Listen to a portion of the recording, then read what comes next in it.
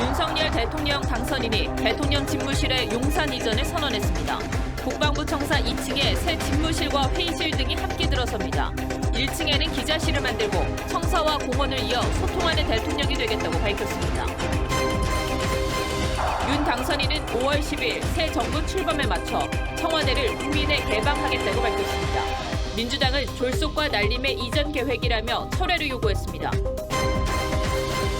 코로나 누적 확진자가 2, 3일 내에 1,000만 명을 넘을 전망입니다. 정부는 또 다른 먹는 치료제인 몰누피라비르의 사용을 긴급 승인하는 방안을 검토하고 있습니다. 경북 경주의 한 이류 장터에서 산사태가 발생했습니다. 바위와 흙이 쏟아지면서 장터를 찾은 수십 명이 긴급 대피했습니다.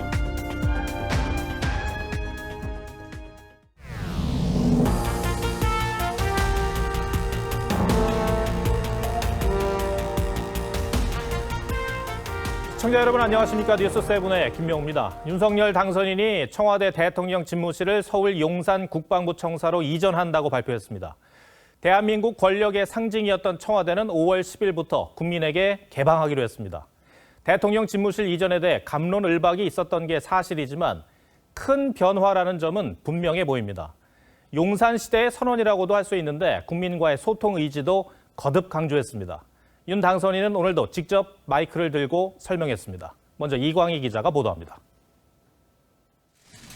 윤석열 당선인은 청와대로 들어가는 순간 제왕적 권력의 상징에서 벗어나지 못한다며 용산 집무실 이전을 확정했습니다. 용산 국방부 청사 이전 결정을 신속히 내리고 추진하는 것이 옳다고 판단됩니다. 단순한 공간 이동을 넘어 제대로 일하기 위한 각오와 국민 약속을 실천하기 위한 자신의 의지라고 강조했습니다. 어렵다고 또다시 국민과의 약속을 저버린다면 어느 누구도 이것을 새로이 시도하기 어려울 것입니다. 당초 공약했던 광화문 청사 이전은 시민들에게 경호 조치로 재앙이 될 것이라며 공약 수정이 불가피했다고 설명했습니다. 최소한의 경호 조치에 수반되는 광화문 인근 시민들의 불편이 매우 심각한 것으로 용산 이전으로 인한 개발 규제, 교통 혼잡 등 우려에 대해선 추가적 규제도 없고 교통 통제는 5분 이내로 짧아 큰 불편은 없을 거라고 했습니다. 기존 청와대보다 축구장 1개 정도의 면적이 줄어드는 데 대해선 외부 전문가들로 대통령실을 슬림화해 효율성을 높이겠다고 했습니다. 청와대 그 직원 수는 좀 줄이고 민관 합동위원회의 이 사무국과 이 회의실을 좀 많이 만들어서 윤 당선인은 현 정부에 새 대통령실 이전 협조를 요청하고 명칭은 국민 공모로 선정하겠다고 했습니다. TV조선 이광희입니다. 새 대통령 집무실은 기존 국방부 청사 2층에 들어서게 됩니다. 참모 사무실과 회의실도 함께 만들어서 수평적인 통합 업무 공간을 만들겠다는 계획입니다. 미국 백악관의 모습을 염두에 둔 구상인 것 같습니다. 용산시대 새 대통령 집무실은 어떤 모습일지 황병준 기자가 설명하겠습니다. 새 대통령 집무실이 자리 잡을 국방부 본청 건물 앞으로 푸른 공원이 펼쳐져 있습니다. 군 시설의 상징과 같았던 높은 담장도 보이지 않습니다. 공원 지역 같은 경우는 모든 국민들의 편안한 휴식처이면서 안식처입니다. 국방부 2층엔 언제든지 쉽게 회의를 열 수 있도록 대통령 집무실과 참모사무실, 회의실이 함께 들어설 전망입니다. 1층엔 프레스센터를 설치해 현재 청와대 출입기자들이 상주하는 춘추관이 청와대와 분리된 것과 차별화를 둔다는 구상입니다. 대통령 집무실과 내각회의실, 국가안보보좌관실과 프레스룸 등이 배치된 미 백악관의 수평적 구조와 닮았다는 평가도 나옵니다. 경호처는 국방부 옆 시설본부로, 기존의 국방부 업무 공간은 바로 옆 건물인 합동참모본부로 옮겨갑니다. 관전은 오늘 공개된 조감도엔 보이지 않았는데 당분간 한남동 공관촌을 활용할 전망입니다. 다만 대통령 출퇴근으로 교통 혼잡 등 불편이 초래될 경우를 대비해 새로 만들 가능성도 내비쳤습니다. 집무실 근처에 관저가 있는 것이 맞지 않느냐 하는 그런 검토는 있었다. 영빈관은 당분간 청와대 시설을 활용하게 되지만 반환을 앞둔 용산공원 부지 안에 새로 건립하는 방안도 검토 중입니다. TV조선 황병준입니다. 오늘 공식 발표가 나오기 이전부터 비용 문제를 놓고 5천억 원이 든다, 1조 원이 든다, 여러 전망과 지적이 있었습니다. 윤 당선인이 직접 밝힌 비용은 496억 원인데 이를 예비비로 충당하겠다는 방침입니다. 실제 그 정도 비용만 들지 또 예비비가 원활하게 쓰일 수 있을지도 중요한 과제로 보입니다. 김아림 기자가 보도합니다. 윤석열 당선인은 집무실 이전 비용을 496억 원이라고 공개하면서 비서실과 경호실 이전에 352억 원, 국방부를 합참 건물로 이전하는 데 118억 원, 한남동 공간 리모델링엔 25억 원이 든다고 설명했습니다. 지금 뭐 1조니 5천억이니 하는 이런 얘기들이 막 나오는데 그건 좀 근거가 없고요. 496억의 예비비를 신청할 계획입니다. 당선인 신분인데 예산이 사용된다는 논란에 대해선 이미 기재부와 협의한 사안이라고 반박했습니다. 기재부하고 다 협의해서 그 법적인 그 범위 안에서 다 한 것이고요. 이 정부와 인수인계 업무의 하나라고 보고 협조를 이제 요청을 할 생각입니다. 국가재정법에 따르면 예비비는 기재부 장관이 심사 후 국무회의 심의를 거쳐 대통령 승인을 얻어야 하는데 윤 당선인 측은 다음 주 국무회의에서 예비비 의결이 필요하다는 입장입니다.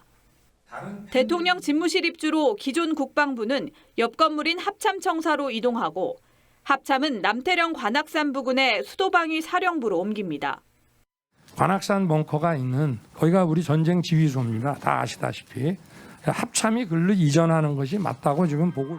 윤 당선인은 한미연합사의 평택 이전으로 합참이 수방사가 있는 남태령으로 이동하는 게 바람직하다면서 평시와 전시가 일원화된 작전지휘 체계가 가능하다고 설명했습니다. TV조선 김하림입니다. 윤석열 당선인의 대통령 집무실 이전 발표에 더불어민주당은 강도 높은 비판을 했습니다. 졸속 날림 이전 계획이라고 했고 즉각 철회를 요구했습니다. 국민의힘은 민주당의 비판은 그들의 은둔형 정부와 대비되기 때문이라며 반박했습니다. 조정린 기자입니다. 민주당은 국민의 뜻은 깡그리 무시한 당선인의 횡포라며 완전한 졸속인 집무실 이전 계획을 철회하라고 주장했습니다. 국가안보에 위해를 가하고 시민의 재산권을 침해하는 졸속과 날림의 집무실 이전 계획을 즉각 철회해야 할 것입니다. 민주당은 특히 일방통행인 추진 절차를 문제 삼았는데 우원식 의원은 벌써부터 오만과 불통이냐며 대통령 청사가 5년만 쓰고 버릴 집이냐 했고 이상민 의원도 졸속 부실한 결정이라며 앞으로의 국정 운영을 보는 듯해 걱정이라고 비판했습니다. 국민의힘 이준석 대표는 민주당이 비용을 부풀리고 효용을 폄훼하는 건 그들의 은둔형 정부와 대비될 것이기 때문일 것이라고 반박했습니다. 윤 당선인 측인 권성동 의원은 청와대 해체 공약은 갑자기 나온 게 아니라며 제왕적 대통령의 권한을 포기하겠다는 굳은 의지의 표현이라고 했습니다. 청와대는 이날 공식 입장을 내지 않았지만 윤 당선인 측이 집무실 이전 배경으로 현 청와대의 비효율적 소통 구조 등을 언급해온 데 대해선 동의할 수 없다는 입장을 보이고 있습니다. 1분 안에 대통령을 뵐 수 있는데 집무실과 비서동이 멀리 떨어져 있어서 이전한다라고 하는 그런 논리는 그것은 현재와 전혀 맞지 않다. 문 대통령과 윤 당선인 측은 주초 회동 재추진을 위해 물밑 조율 중인 걸로 알려졌습니다. TV조선 조정린입니다. 취임을 50여일 남겨두고 전격적으로 대통령 집무실의 용산 이전이 발표됐는데 이 사안을 계속 취재해온 정치부 홍현주 기자와 함께 조금 더 얘기 나눠보겠습니다. 자, 홍 기자. 우선 저희 TV조선이 그제 단독 보도를 했어요. 홍 기자가 했죠? 예. 네. 그러니까 내용이 용산 결정이 당선인의 결단만 남았고 이제 오늘 기자회견을 통해서 발표할 것이다 그런 건데 그대로 된 셈이 됐어요. 맞습니다. 국방부의 합참 건물 이전과 합참의 남태령 수방사 부지 이전까지 모두 저희가 예고한 내용 그대로입니다. 네. 당선 10일 만에 빠른 결단이라고 할 수 있겠습니다. 청와대는 절대 안 들어간다. 정 안 되면 지금 있는 인수위 사무실이라도 쓰겠다. 이런 당선인의 강력한 의지가 바탕이 됐다고 합니다.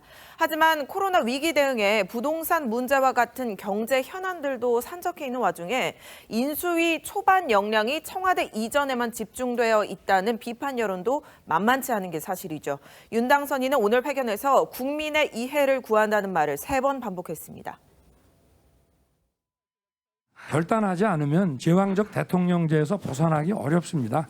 그래서 그 부분을 국민들께 제가 지금 이해를 구하기 위해서 취임과 동시에 용산 청사에서 근무를 하겠다고 선언을 한 건데 예. 다른 편에서는 뭐 이렇게까지 서두를 일이냐라는 지적이 있는 것도 사실이에요. 특별한 이유가 있을까요? 예, 일단 청와대에서 근무를 시작하면 이전이 불가능하다는 인식 때문입니다. 예. 청와대 이전 TF는 오늘 예비비 예산을 공식 요청하고 이달 말까지 국방부가 합참 건물로 이사하는 것을 추진한 뒤 리모델링을 거쳐 4월 말까지 대통령실이 옮겨가도록 하겠다는 구상입니다. 이 홍 기자도 오늘 회견장에 다녀왔죠. 예. 근데 좀 다른 당선인하고 뭐 다른 점이라고 할까요? 당선인이 직접 지시봉을 들고 설명을 하더라고요. 예, 그렇습니다. 회견이 60여 분간 진행이 됐는데 그중에 윤 당선인이 45분을 설명을 했습니다. 특히 말씀하신 것처럼 조감도를 이렇게 앞에 두고 설명을 할 땐 대본 없이 지시봉을 들고 건물을 하나하나 직접 짚으면서 설명을 했습니다. 당선인이 직접 소통하는 모습을 보여줬다는 평가와 함께 일각에서는 너무 밀어붙이는 모습이다라는 반발도 나왔다고 하는데요. 국민 각자가 평가할 영역인 듯합니다. 이제 청와대라는 건 없습니다. 이게 대통령 집무실이 들어가는 거고요. 윤석열 당선인이 이제 소통을 그야말로 이제 거듭거듭 강조를 했습니다. 예. 근데 그 관건이 아마 집무실 1층에 기자실을 실제로 둘 것인가, 과연 둘 것인가, 이거 아니겠습니까? 그렇습니다. 현재 청와대는 출입 기자들이 있는 춘추관과 청와대 내부 시설이 사실상 차단이 돼 있습니다. 이를 극복하기 위해서 청사 1층에 기자실을 설치한 뒤 설명이 필요하면 언제든지 당선인이 1층에 가서 최대한의 소통을 하겠다고 말한 겁니다. 이것을 지킬지도 앞으로 지켜볼 대목인 듯합니다. 예. 당초 후보 시절 공약이 광화문 대통령이지 않았습니까? 예. 근데 이제 외교부가 아니라 이제 용산을 선택한 특별한 이유가 있죠. 그러니까 시민 불편이 정말 외교부를 택했을 때는 컸다라는 거 아니었겠습니까? 그렇습니다. 오늘 회견에서 특별히 강조된 부분이기도 합니다. 당선인 신분으로 보고를 받아봤더니 거의 재앙 수준의 불편이 예상된다는 이유였습니다. 인수위 측에서 직접 배포한 추가 자료에도 광화문과 용산 각각의 장단점이 포함이 됐는데요. 광화문 서울청사의 경우로 인한 통신 차단으로 시민 불편이 과도하다는 지적과 청와대 100% 개방이 불가능하다는 점이 극복 불가능한 단점으로 파악이 됐다고 합니다. 이 대선 때에도 계속 무속 논란이 있어 왔는데 오늘 질문 중에서도 그런 질문이 또 나왔다면서요? 그렇습니다. 추진 속도가 워낙 빠르다 보니까 풍수질이나 무속의 영향을 받은 거 아니냐 이런 주장이 있는데요. 오늘 회견에서 관련 질문이 나왔지만 윤 당선인 강하게 부인했습니다. 대선 과정에서도 나왔지만 무속은 뭐 민주당이 더 관심이 많은 것 같은데. 지금 이 정권 교체기라 인수위의 활동 하나하나가 이제 관심이 대상이 되는 그런 굵직굵직한 내용들이 많을 텐데 앞으로도 취재 계속 잘 해주기 바랍니다. 홍 기자 잘 들었습니다.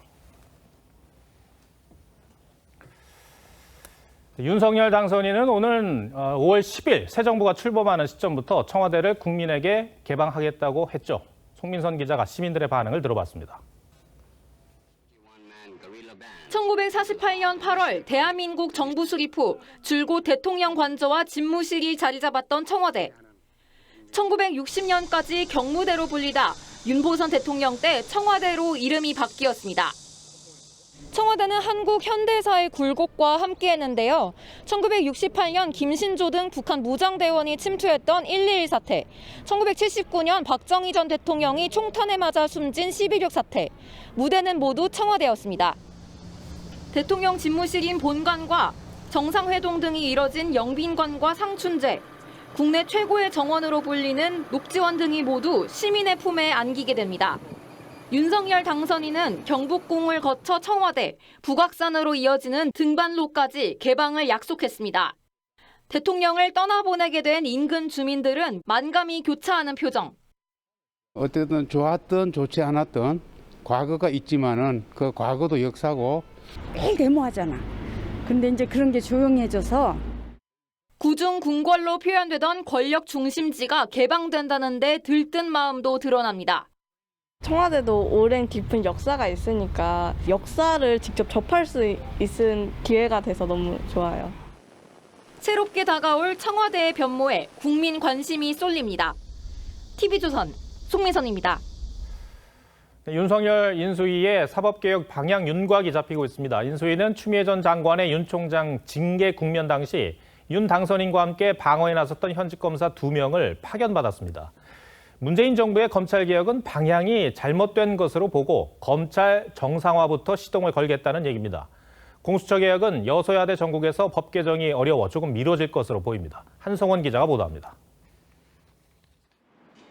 박기동 원주지청장과 전무곤 안산지청 차장검사가 윤석열 인수위에 파견됩니다. 이들은 2020년 11월 추미애 전 법무부 장관이 당시 윤석열 검찰총장에 대해 징계를 청구했을 때 대검찰청에서 윤 총장을 보좌하며 징계 부당성을 주장하는 성명을 주도했습니다. 앞서 윤 당선인의 검찰총장 후보 시절 인사청문회를 준비했던 이동균 서울 남부지검 부장검사도 인수위에 파견됐습니다.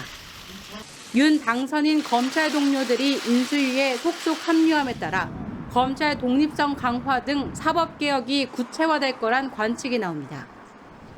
반면 공수처 개혁은 아직 두드러진 움직임은 보이지 않습니다. 윤 당선인은 공수처의 고위공직자 독점 수사권을 담은 공수처법 24조를 폐지하겠다고 공약했습니다. 공수처가 우선적으로 수사하게 되어 있는 독소 조항을 폐지하겠습니다. 하지만 공수처는 인수위에 검찰이 사건을 임의로 축소 확대하는 것을 막을 수 없게 된다며 반발했습니다. 결국 법 개정이 필요한데 현 여소야대 상황에선 이마저 쉽지 않은 상황입니다. 인수위 사정에 밝은 한 관계자는 현재 공수처 문제는 인수위에서 핵심 어젠다로 논의나 보고되는 것이 아니다라고 설명했습니다. TV조선 한송원입니다. 네, 오미크론 대유행 구간을 지나면서 코로나 누적 확진자 수는 930만 명을 넘어섰습니다. 지금의 발생 추이로 봤을 때 2, 3일 내에는 1,000만 명을 넘을 것으로 보입니다. 국민 5명 가운데 1명이 걸리게 된 셈입니다. 이렇게 환자 폭증으로 먹는 치료제도 재고가 바닥을 보이면서 정부는 또 다른 먹는 치료제 긴급 사용 승인을 검토하고 있습니다. 서영일 기자입니다. 주말에도 코로나 검사를 받으려는 시민들이 몰리면서 신규 확진자는 이틀째 30만 명대를 기록했습니다. 누적 환자는 어느새 1,000만 명이 눈앞입니다.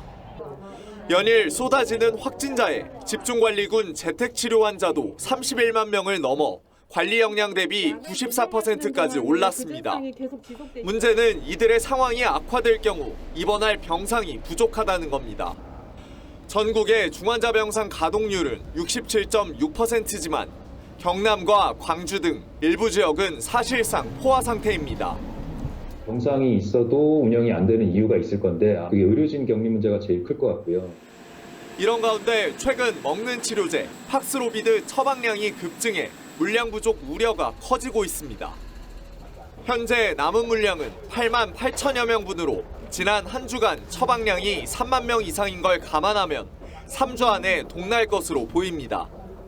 이에 정부는 머크사의 먹는 치료제인 몰누피라비르 긴급 승인도 검토하기로 했습니다. 몰누피라비르는 팍스로비드에 비해 효능이 3분의 1 수준이지만 복용 금지 약물이 적어 더 많은 환자에게 쓰일 수 있습니다. 팍스로비드 처방이 복용이 어려운 환자에게 사용을 보완적으로 하는 게 낫다라고 생각합니다. 정부는 유행 상황 등을 고려해 논의에 속도를 낸다는 방침입니다. TV조선 서영일입니다. 누적 환자가 1,000만 명에 임박하면서 이제 우리나라도 코로나가 풍토병이 되는 엔데믹에 들어설지가 관건인데요. 변수가 있습니다. 내일부터 거리 두기 조치가 다소 완화되기 때문입니다. 영업시간은 그대로 밤 11시고 모일 수 있는 인원이 8명으로 늘어납니다. 정부는 자영업자를 배려한 조치라는데 정작 자영업자들은 불만이 큽니다. 선정원 기자입니다. 서울 도심의 한 횟집. 손님이 안 보여도 저녁 장사 준비는 일찌감치 시작합니다. 내일부터 최대 8명까지 단체 손님을 받게 됐지만 얼굴이 밝지 않습니다. 매일 뭐 2주 맨날 또 이런 것들이 뭐 이젠 실망감이라는 감정도 들지 않는. 다른 식당 주인들도 크게 기대하지 않는 표정입니다. 영업시간이 지금처럼 밤 11시 그대로 유지되면 사실상 1차 손님만 받게 돼 매출에 큰 영향이 없다는 겁니다. 우리 6명, 8명이 크게 의미가 없는 것 같아요. 차라리 인원보다는 좀 시간을 더 늘려주는 게. 정부는 이번 거리두기 완화가 자영업자를 배려한 조치라고 밝혔습니다. 자영업자들은 이번 조치 역시 역부족이라고 하소연합니다. 언제까지 초등학생 다루듯이 뭐 몇 시까지 밥 먹고 몇 시까지 뭐 하고.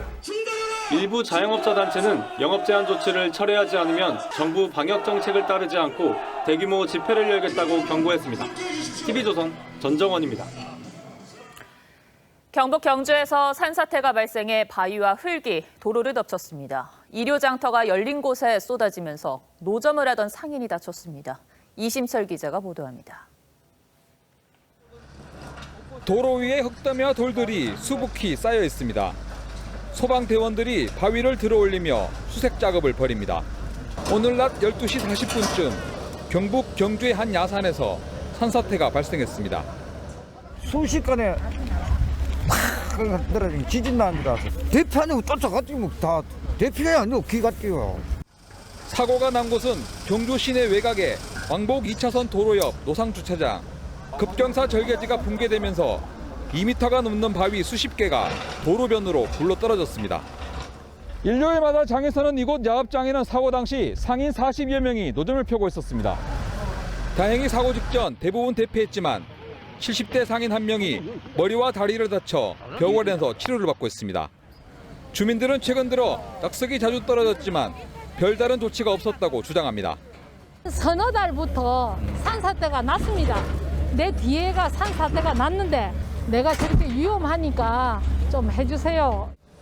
경주 지역에는 17일부터 사흘 동안 40mm가 넘는 비가 내렸습니다. 경찰은 해변기에 최근 내린 비로 산 절개지가 붕괴된 것으로 보고 정확한 사고 원인을 조사 중입니다. TV조선 이심철입니다. 경북 김천의 한 창고에서 철거 작업을 하다 불이 나 2명이 다쳤습니다. 또 돈을 빌려주지 않는다는 이유로 지인의 집에 불을 지른 60대는 경찰에 붙잡혔습니다. 주말 사건 사고 소식은 김다로 기자가 보도합니다. 공장에서 희뿌연 연기가 뿜어져 나옵니다. 오늘 아침 8시 50분쯤 경북 김천에 있는 롯데푸드 저온 창고에서 불이 났습니다. 소방당국은 대응 1단계를 발령했고 불은 2층과 3층을 모두 태우고 3시간 만에 꺼졌습니다. 또 근로자 2명이 화상을 입었습니다. 불이 난 창고는 리모델링을 위해 철거 작업이 진행 중이었습니다. 중상 1명, 상상 1명. 외주업체 직원인데요. 대피는 2명 포함해서 24명 대피했어요. 어제 낮 12시 50분쯤 충남 서산시에서 60대 A씨가 지인의 집에 불을 질렀습니다. 이 불로 집안 내부와 가구류 등이 불에 타 1,300만 원 상당의 재산 피해가 났지만 다친 사람은 없었습니다. 돈 안 빌려줘서? 지금 뭐 그런 식의 주장인데 일단 뭐 그건 피의자 주장이기 때문에 정확한 건 봐야 되죠. 이제. 어제 아침 충남 당진의 한 철골 구조물 제작 공장에서는 50대 근로자가 무게 300kg의 H빔에 깔려 숨졌습니다. 경찰은 작업 관계자를 대상으로 안전규칙 준수 여부 등을 조사하고 있습니다. TV조선 김다로입니다. 깜빡이를 안 켜고 교차로에 진입하는 차량을 골라 고의로 사고를 내는 등의 보험 사기가 끊이질 않습니다. 지난해 적발된 보험 사기범만 2,400여 명, 일주일에 50명 꼴입니다. 교통사고 보험 사기 피해가 늘어나자 경찰은 내일부터 집중 단속에 나섭니다. 김태훈 기자입니다. 회전 교차로에 진입하는 순간 갑작스런 충격과 함께 차가 180도 회전합니다.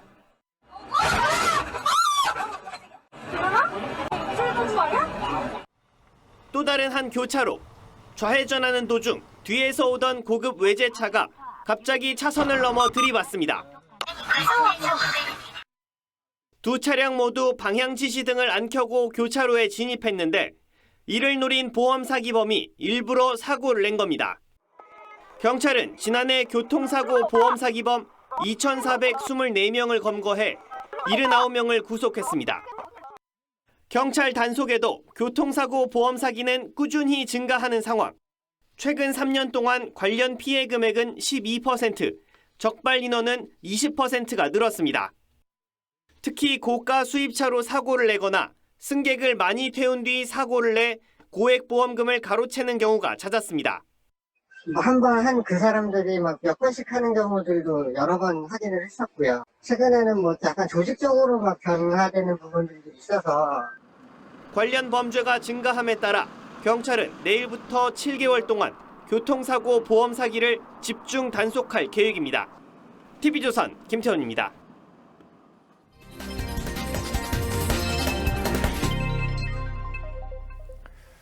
자동차 가격 상승이 심상치 않습니다. 원자재 가격 급등을 이유로 테슬라가 차량 가격을 올리면서 자동차와 인플레이션을 조합한 이른바 카플레이션이란 말이 등장했습니다. 자동차 회사들이 이윤은 더 챙기면서 원가 상승분을 소비자에게 전가한다는 비판입니다. 오늘의 포커스는 박상현 기자가 소비자만 외면하는 카플레이션에 맞췄습니다.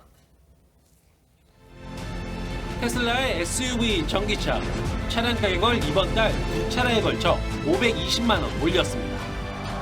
보급형 전기차 역시 310만 원 인상했습니다. 일론 머스크 테슬라 CEO는 최근 원자재와 물류에서 인플레이션 압박을 받고 있다며 인상 이유를 설명했습니다. 원자재 가격 상승이 차량 가격을 올리는 일명 카플레이션이 현실화된 겁니다. 원인은 전기차 배터리의 핵심 소재인 니켈 가격 폭등입니다. 니켈 가격은 지난 8일 장중 2배 넘게 뛰며 역대 최고가까지 치솟았습니다. 배터리의 또 다른 소재인 코발트도 50% 넘게 오르며 전기차 가격 상승을 유발하고 있습니다. 우크라이나 사태가 발생하면서 니켈, 알루미늄, 러시아산들이 많아서 여건이 안 좋아질 가능성이. 카플레이션은 전기차만의 얘기는 아닙니다. 철광석, 알루미늄 등 차량용 원자재 가격이 급등하자 업체들은 차량 가격을 해마다 올리고 있습니다. 2020년 1,570만 원이던 현대차의 준준형 세단은 연식 변경을 거쳐 올해까지 296만 원 올랐고 한국 GM과 르노코리아의 SUV도 같은 기간 최대 300만 원이 인상됐습니다. 벤츠와 BMW의 대표 모델들도 340만 원에서 최대 960만 원까지 차량 가격을 올렸습니다. 차량용 반도체 부족 현상까지 겹치면서 언제 자동차를 넘겨받을지 기약이 없습니다.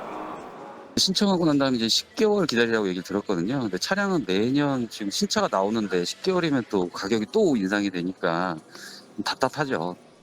그래서 자동차 값은 오늘이 제일 싸다는 말까지 나오고 있습니다.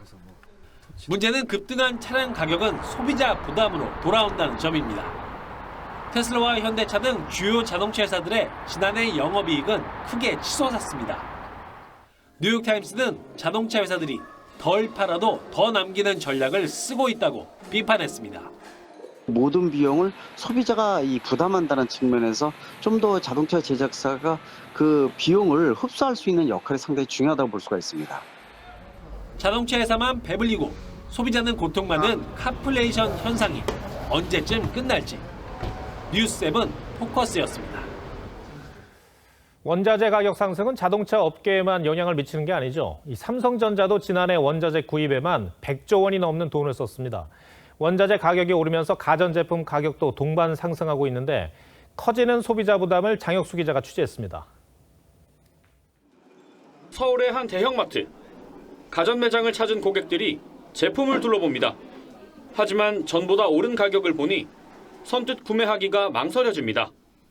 컴퓨터 좀 하나 사려고 알아봤었는데 예전에 비해 가격이 많이 올랐더라고요. 가게에 좀 부담이 되겠죠. TV와 가전, IT 제품의 원자재 가격 상승으로 생산업체들의 비용 부담이 커지고 있습니다. 삼성전자는 지난해 원자재 구입비로 약 103조 원을 썼는데 100조 원 넘는 금액을 쓴 것은 이번이 처음입니다. 지난해 10조 원의 원자재를 구입한 LG전자는 가격이 크게 오른 철강을 사는 데만 1조 6천억 원, 13%를 투입했습니다. 원자재 비용 지출 과다로 지난해 4분기 매출은 역대 최고였지만 영업이익은 오히려 21% 떨어졌습니다. 비용 상승 여파는 고스란히 소비자들에게 전가되는 상황. 삼성전자는 TV 가격을 전년 대비 32% 올렸고 LG전자도 냉장고, 세탁기 등 가격을 7.2% 인상했습니다. 전문가들은 공급난으로 소비자 편익이 줄어드는 현상이 당분간 지속될 것으로 전망합니다. 수입을 하고 있잖아요. 근데 그게 지금 이제 차단이 되니까 어렵고 아무래도 소비자 편익은 그만큼 줄어드는 거죠. 동일한 제품인데 이제 가격을 더 부담해야 되니까. 많이 팔수록 손해인 상황에 기업과 소비자 모두 난감하기만 합니다. TV조선 장혁수입니다. 미국 샌프란시스코의 금문교는 대표적인 현수교로 꼽히죠. 현수교는 건설 기술의 난도가 높은 것으로 유명한데 세계에서 가장 긴 현수교가 국내 기술로 터키에 세워졌습니다. 지선우 기자가 설명합니다. 유럽과 아시아를 나누는 터키 다르다넬스 해협. 해협 중간을 가로지르는 거대한 다리가 모습을 드러냅니다. 총 길이 3,563m의 터키 차나칼레 현수교입니다. 주탑 높이는 334m로 파리 에펠탑보다 높고 두 개의 주탑 사이 거리도 기술적 한계라고 여겼던 2km를 넘었습니다. 현존하는 가장 높고 가장 긴 현수교가 개통했습니다. 공사 기간 4년, 총 공사비 3조 2천억 원으로 설계부터 시공까지 모두 우리나라 건설사가 순수 국내 기술로 완성했습니다. 100년 내구성을 확보하기 위해서 특히 2500년에 한 번 올까 말까 한 지진에도 시속 200km가 넘는 바람에도 견딜 수 있는 교량을 투입된 자재도 역대 최대 규모입니다. 아파트 2200여 세대를 지을 수 있는 콘크리트와 A380 항공기 154대를 만들 수 있는 강판, 지구 4바퀴를 돌 수 있는 길이에 케이블이 투입됐습니다. 개통 이후에는 12년간 우리 건설사가 운영과 유지 보수를 담당할 예정입니다. 금융조달, 설계, 시공을 하자없이 성공적으로 끝마쳤으며 이제 향후 12년간 운영과 유지 관리까지 시작. 세계 최고 높이의 두바이 부르즈 할리파, 고난도 설계의 싱가포르 마리나 샌즈베이 등에 이어 세계가 불가능으로 여겼던 분야에 우리 건설 기술력이 또 하나의 발자국을 남겼습니다. TV조선 지선호입니다. 중년층이 즐겨 찾는 술로 여겨졌던 위스키가 요즘 젊은 세대에서 인기입니다. 거리두기 조치로 집에서 자신만의 술을 즐기는 이른바 홈술 문화가 퍼지면서 내리막길을 걷던 위스키 시장이 활기를 찾고 있다고 합니다. 임유진 기자가 취재했습니다. 한 대형마트 주류 코너. 와인부터 사케까지 수입술이 빼곡합니다.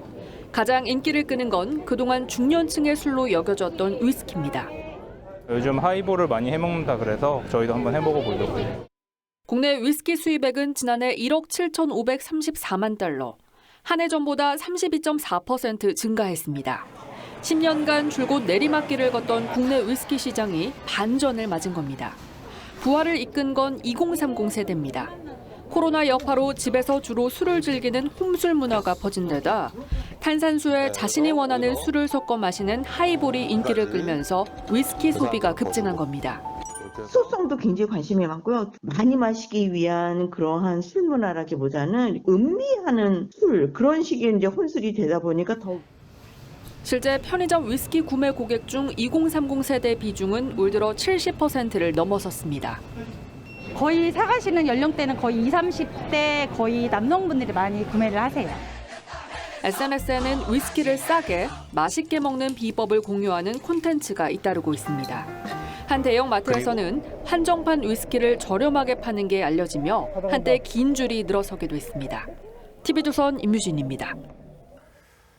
우크라이나 동남부 항구 도시 마리우폴에서 시가전이 치열해지고 있습니다. 민간인 희생이 많은 곳인데 더 커질까 걱정입니다. 유럽연합은 러시아 기업인들의 동결 자산을 우크라이나에 지원하는 방안을 고민하고 있습니다. 최우정 기자 리포트 전해드리고 뉴스야 이어가겠습니다. 폭격당한 도심은 폐허로 변했습니다. 물과 먹거리가 떨어진 지는 오래, 수도와 전기마저 끊겼습니다. Посмотрите туда внимательно. Это разрушенный город. Это лишь часть города, которая разрушена самолетами противника, самолетами России. Вы же говорили, что будет помощь. Дайте нам эту помощь. 어린이들이 있었던 극장 건물, 공습으로 절반이 사라졌습니다. 수백 명이 무너진 건물 속에 gat혔는데 구조 작업은 기약이 없습니다. 마리우폴에서만 민간인 2,500여 명이 목숨을 잃었습니다. Блокадний Маріуполь увійде в історію відповідальності за воєнні злочини. Терор, який будуть згадувати і через століття. 러시아군이 도심으로 진입해 격렬한 시가전이 벌어지고 있다고 외신들은 전했습니다. 마리우폴은 러시아 입장에서 최고 요충지입니다. 돈바스와 크림반도를 잇는 육로가 확보되기 때문입니다.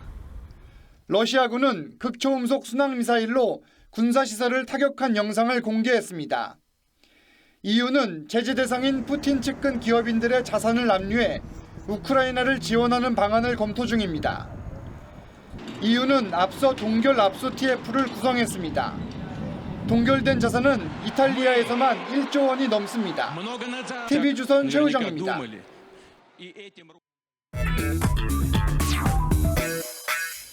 뉴스야 시작합니다. 정치부 이채린 기자 나와 있습니다. 첫 번째 물음표 볼까요? 네, 첫 번째 물음표는 청와대 나오기 30년의 수건입니다. 그러니까 청와대에서 나오는 것이 오랜 수건 사업이었다는 뜻입니까?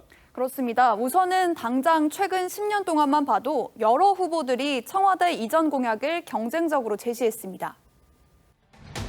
청와대 대통령 시대를 끝내고 광화문 대통령 시대를 열겠습니다. 퇴근길에 남대문 시장에 들러 시민들과 소주 한잔 나눌 수 있는 대통령 집무실을 비서동으로 이전하여 비효율성을 최소화하겠습니다. 임기 첫날부터 새로운 공간에서 새로운 방식으로 국정을 시작할 것입니다. 그런데 30년 전부터 이런 공약이 있었다는 거죠? 그렇습니다. 사실 청와대가 지금의 모습을 갖춘 게 노태우 정부 때인 1991년에 본관이 완공되면서부터인데 바로 이듬해죠. 92년에 김영삼 전 대통령이 이 민자당 대선 후보로 나서면서 네. 광화문 정부청사에 대통령 집무실을 두겠다고 공약했습니다. 네. 김영삼 전 대통령 이후에 다른 대통령이나 다른 대선 후보는 어떻습니까? 네, 직후에 김대중 전 대통령도 이 집무실을 광화문 정부청사로 옮기겠다면서 비용 추계까지 한 적이 있었는데요. 그때도 현실적인 제약에 부딪혀서 결국 포기했습니다. 그리고 그 다음 대선 때는 이회창, 정몽준 두 후보 모두 집무실을 정부 서울청사로 옮기겠다고 공약했었습니다. 여기에 노무현 후보는 한 발 더 나아가서 이 청와대를 포함한 행정 수도를 충청으로 옮기겠다고 공약한 바 있죠. 그리고 그 다음 대선 때도 마찬가지인데 정동영 후보는 구중궁궐에서 시민들의 생활 감각과 유리된다면서 청와대에 입주하지 않겠다고 공약했었고 이명박 전 대통령도 구조 개선을 검토했던 적이 있습니다. 네. 사실 이게 청와대를 가보면 그 외경이 아주 멋스럽고 웅장하고 그렇잖아요. 근데 공간 개념이 궁궐하고 비슷하다면서요? 그렇습니다. 그러니까 청와대 본관 자체가 설계될 때부터 경복궁 근정전을 염두에 두고 지어졌다고 합니다. 특히 대통령이 쓰는 집무실은 워낙 넓고 횡해서 이명박 전 대통령의 경우에는 처음 들어갔을 때 테니스를 쳐도 되겠다 이렇게 말했다고 하고요. 박근혜 전 대통령은 너무 넓어서 춥다는 말을 남겼다는 일화도 있습니다.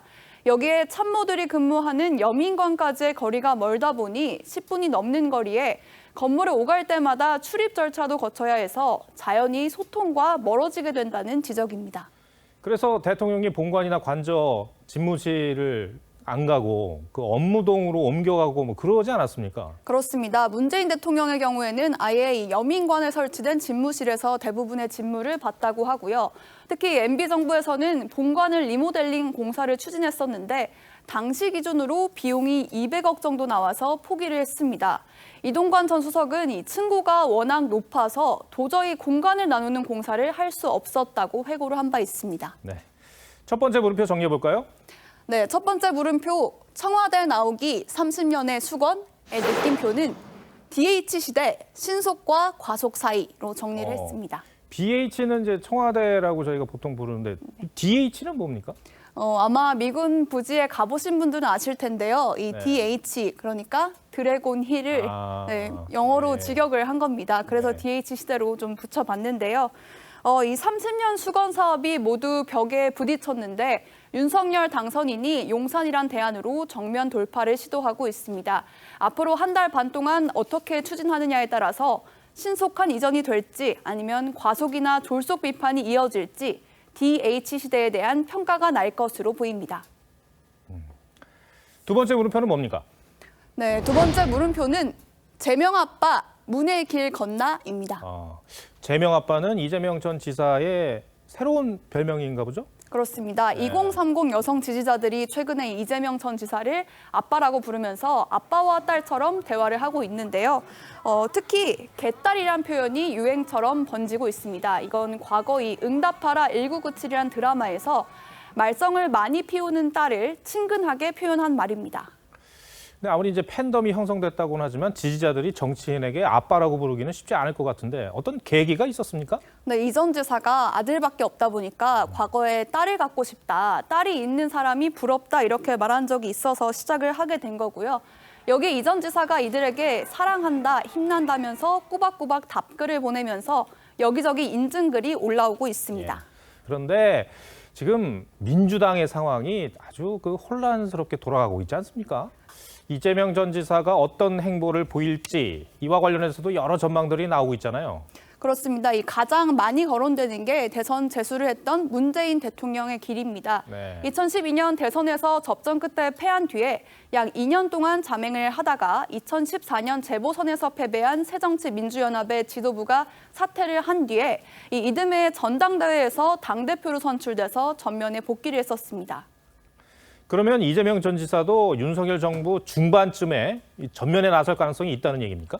그런데 문 대통령과는 경우가 조금 다르다는 분석도 있습니다. 왜냐하면 문 대통령의 경우에는 이미 당내 주류였던 친노 그룹의 중심에 있던 인물이라서 여러 선택지가 있었지만 이 전 지사의 경우 당내 기반이 약한 상태에서 대선 후보로까지 성장한 케이스라 공백이 길어지면 오히려 독이 될 수 있다는 평가가 나옵니다.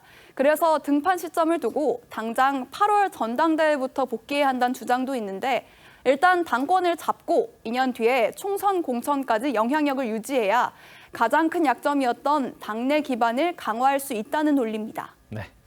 두 번째 물음표도 정리해 볼까요?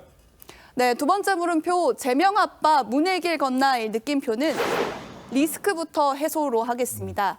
이 전 지사의 이 등판에 가장 큰 걸림돌로 얘기가 되는 것이 바로 대장동 의혹과 같은 사법 리스크인데 등판 시점과 방식을 놓고 의혹들을 어떻게 해소할지 여부가 첫 시험대가 될 전망입니다. 알겠습니다. 이채림 기자 오늘 설명 잘 들었습니다.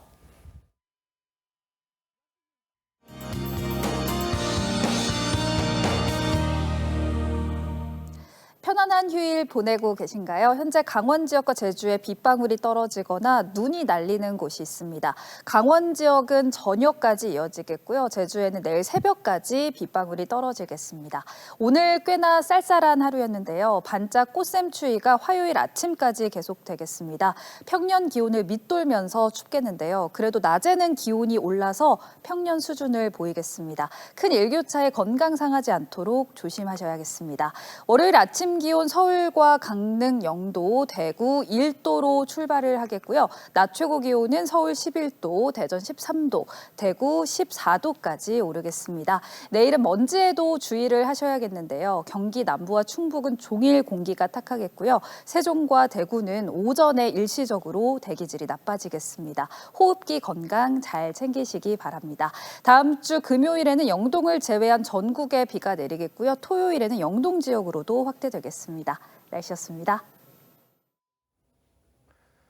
중앙선거관리위원장의 국가의전 서열이 대통령, 국회의장, 대법원장, 헌법재판소장, 국무총리 다음 6번째면서 대법관이 그 직을 맡는 이유가 있을 겁니다. 민주주의 국가에서 선거가 얼마나 중요한지 말해주는 것이겠죠. 이번 대선에서 다행히 부정선거 시비는 크게 일지 않았지만 21세기 대한민국에서 어떻게 이런 엉터리 선거 관리가 발생할 수 있냐는 개탄이 곳곳에서 터져나왔습니다. 지방선거를 코앞에 두고 선관위 내부는 잡음으로 시끌시끌하다고 합니다. 총책임자는 직을 유지하는데 그 아래 실무 간부들은 사퇴하거나 경질됐습니다. 현직 대법관인 선관위원장이 고발돼 수사 선상에 오른 점은 또 어떻게 봐야 할까요? 시청해주셔서 고맙습니다.